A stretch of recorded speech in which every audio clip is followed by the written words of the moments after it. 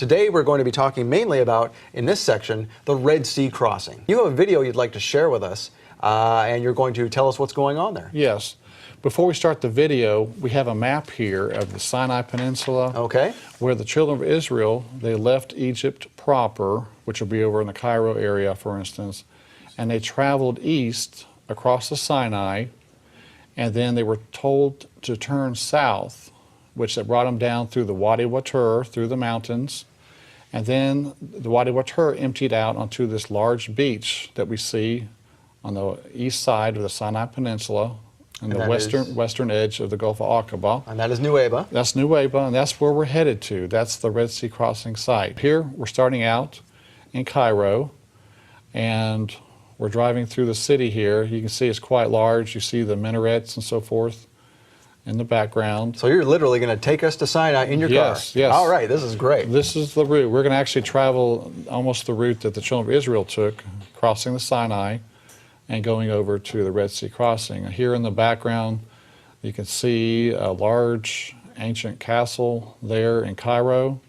Of course, they have a lot of history compared to the United States. Yes, hundreds and hundreds of, if not thousands, obviously thousands of years there. And so there's a mosque that we're driving by. Our taxi's taking us to our hotel at this point. But again, more of this large ancient castle there.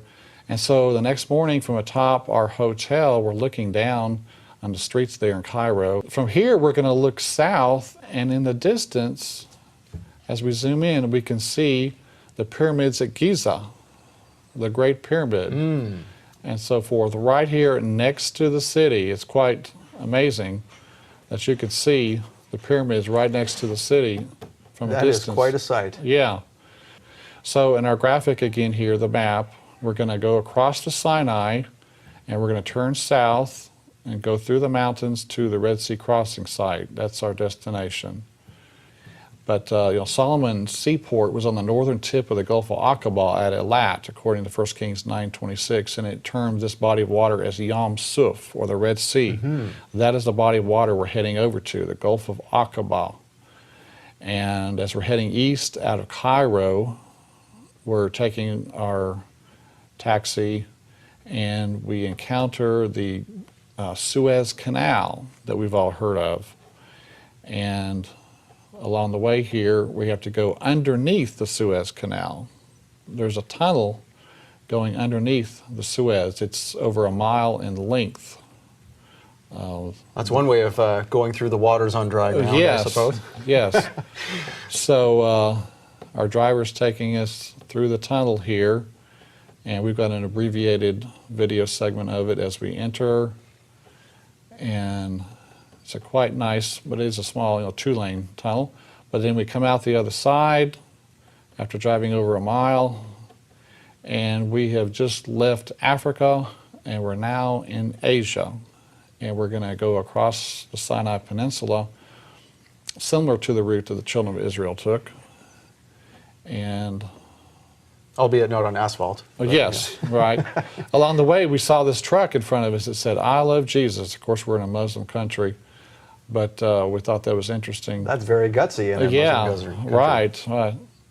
And so we went through some checkpoints on the way, going through. Were you ever questioned about your video along the way by those in the checkpoints? Well, usually our driver would tell us to put the cameras down. Probably a wise choice. Yeah, right. We don't want to be hauled off to jail. No. So along the way, you see all the flat terrain. This would enable them to travel more quickly across the Sinai. They want to get out of Dodge as fast as possible.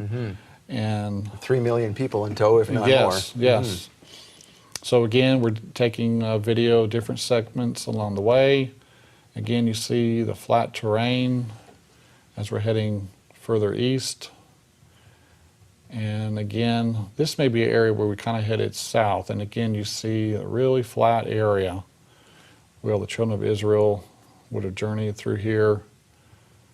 They would have never suspected that they would be entangled in the desert, as the word says, encountering a Wadi Watir after seeing this. Yes, I'm sure a lot of the men that knew the area, when they turned south, they became concerned, where is Moses taking us?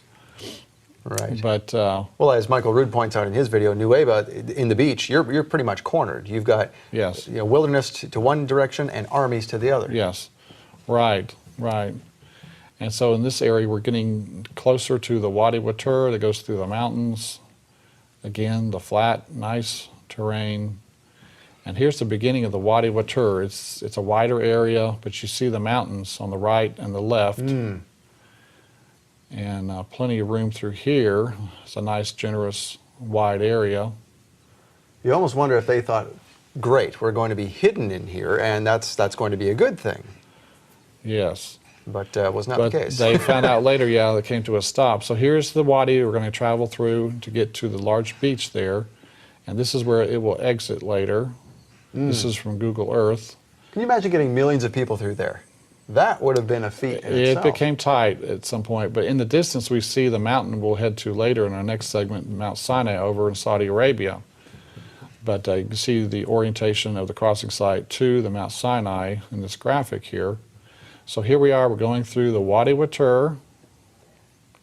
We see the mountains. This is a nice wide area that we stopped. And it's still fairly passable here. Yes, Does not look like a threat at all. right. But as it gets narrow, we can see here it's much narrower. And things were a bit congested. And there is nothing there. I mean, no wonder they were concerned. There's no food, there's no water, Yes. just a bunch of rock. And Right. so, And you can't take your wagons over top of these mountains here. No. Look how steep this is. we have to remember, there's no asphalt in that day. I mean, there's no smooth road. They're feeling every bump. They're Yes. likely twisting ankles trying to get away Yeah, so fast. Exactly. And so, winding our way through this narrow area, it gets more and more narrow. Here we make a turn through a narrow spot. And I think we may pan up at some point, and you can see how steep these large mountains are. So it says in Exodus 14, they're entangled in the land, the wilderness hath shut them in.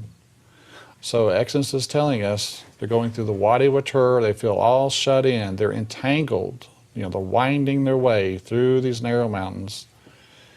And Yeah, for those who argue a different crossing point, that verse would not make sense. Right. Where are they going to be Right. literally entangled? yes, and you can see how steep it is. Very steep there. We shot up there. And again, very narrow. You're not going to go over top of these mountains. But Josephus said, for there was on each side a ridge of mountains that terminated at the sea, which were impassable by reason of their roughness and obstructed their flight. So again, he is agreeing with what the Bible is saying about the mountains. And even with more detail that would further that it's prove. terminating at the sea. And here we're getting closer to the exit point, closer to the beach where they'll come to a stop. In the distance are the end of the mountains.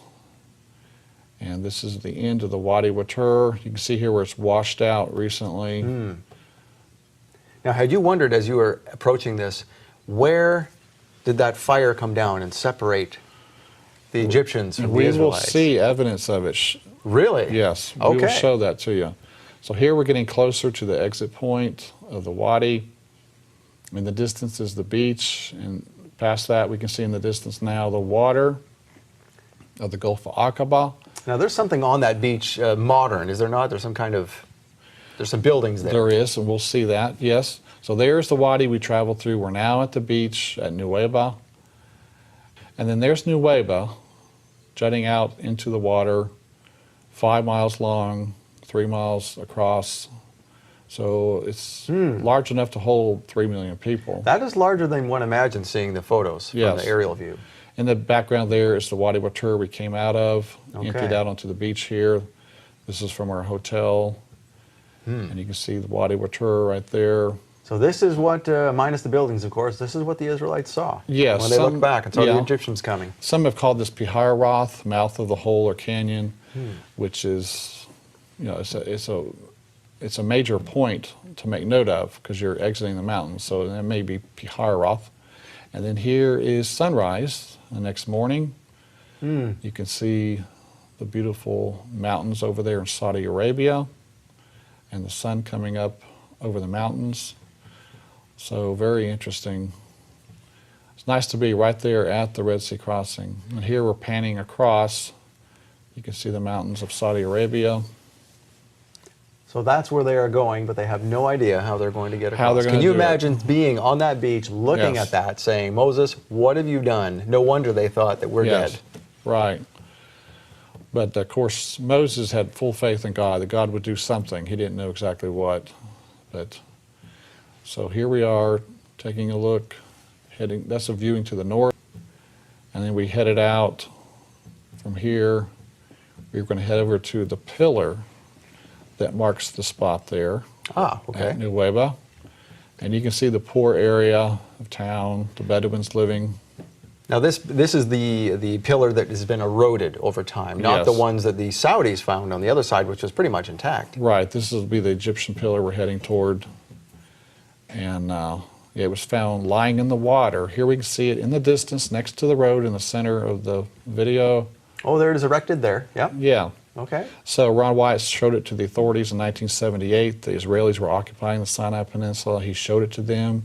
They brought it back from the water's edge and set it up in concrete, which was very nice.